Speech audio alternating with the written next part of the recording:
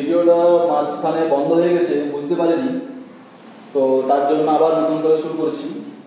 এতটা পর্যন্ত করেছিলাম AECF একটি সামান্তরিক, এতটা পর্যন্ত বলেছিলাম তাই তো।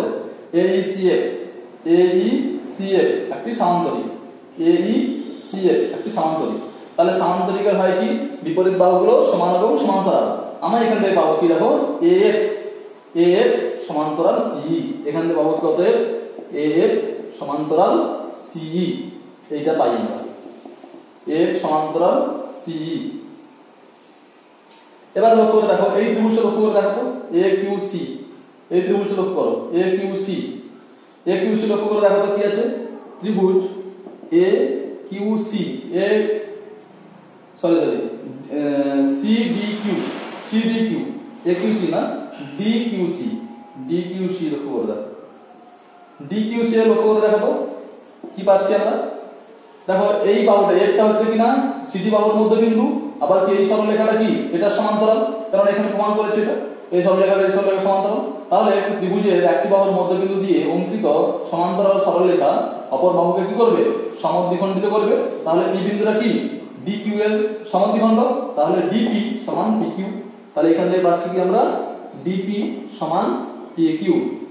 আবার ত্রিভুজ ABP থেকে কি পাচ্ছি দেখো তো, ত্রিভুজ ABP এর কি পাচ্ছি দেখো তো, এই AB বাহুর মধ্যবিন্দু হচ্ছে E, আবার এই সরলরেখাটা হচ্ছে এর সঙ্গে সমান্তরাল, তাই তো, যেহেতু এটার সাথে এটা সমান্তরাল, তাহলে এই সরলরেখাটা হচ্ছে সমান্তরাল।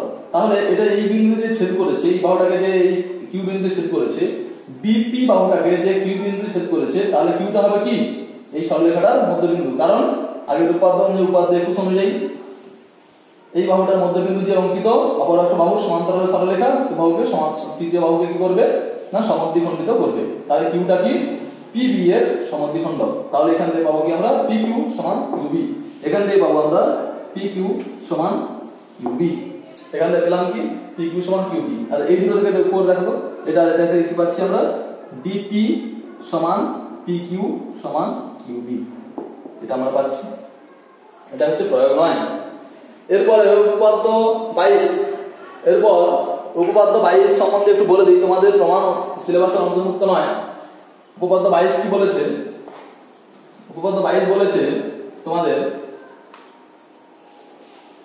তিনটে সমান্তরাল সরলরেখা, ধরি তিনটে সমান্তরাল সরলরেখা একটি ছেদক কাটতে যদি করে, দেখো দুটো খণ্ডে খণ্ডিত করেছে, দেখো এই একটা খণ্ড আবার এই একটা খণ্ড খণ্ডিত করেছে। এই দুটো দৈর্ঘ্য যদি সমান হয়, মানে এটার সাথে যদি এটা সমান হয়, তাহলে এটা বাদ দিয়ে আদার্স আবার একটা যদি কোনো যদি ভেদক বা ছেদক টানি আমরা, ভেদক বা ছেদক আমরা যদি টানি অন্য কোনো, সেটা যে দুটো অংশ খণ্ডিত করবে সে দুটো দৈর্ঘ্য সমান হবে।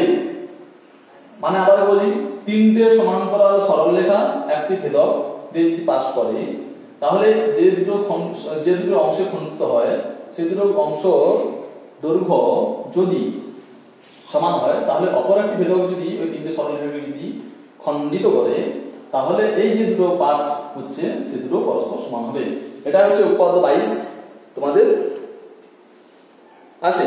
এর প্রমাণটা তোমাদের সিলেবাসের অন্তর্ভুক্ত নয়।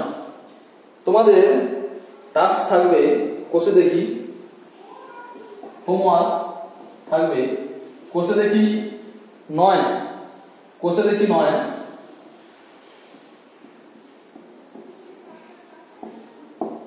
15, 16 দাগ, 15 আর 16 দাগ তোমাদের হোম টাস্ক থাকলো। 15 MCQ আছে, 16তে আছে শর্ট অ্যান্সার টাইপ প্রশ্ন।